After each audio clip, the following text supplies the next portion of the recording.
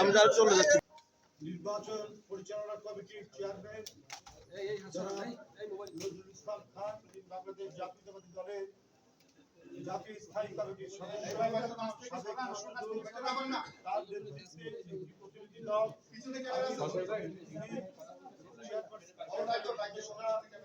সাবেক সচিব ইসমাইল জবিউল্লাহ এবং সাবেক সচিব জাকরিয়া, এই চারজনের প্রতিনিধি দল আমরা প্রধান নির্বাচন মহোদয়ের সাথে এখানে সাক্ষাৎ করেছি। এই সাক্ষাৎকারে এই বৈঠকে বিস্তারিত অনেক বিষয় আমাদের পক্ষ থেকে যে অবজারভেশন এবং যে অভিযোগ করেছিল সেটি নিয়ে বিস্তারিত আলোচনা হয়েছে। এখন আপনাদের সামনে এই বিষয়ে বিস্তারিতভাবে বক্তব্য উপস্থাপন করবেন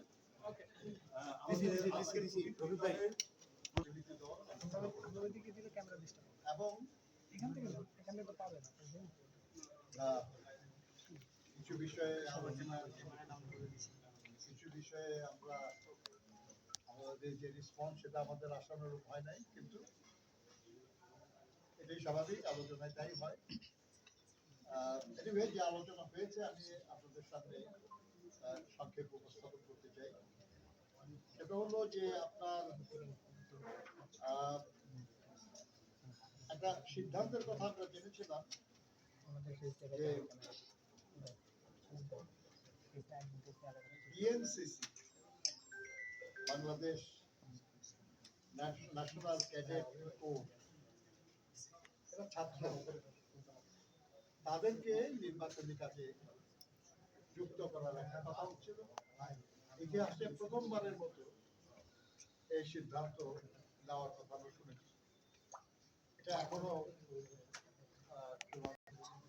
আমাদের দলের পক্ষ থেকে আমরা যে ইয়াং বয়সে এত ছাত্র, তাদেরকে সংসদ নির্বাচনের মতো একটা মানে জটিল রাজনৈতিক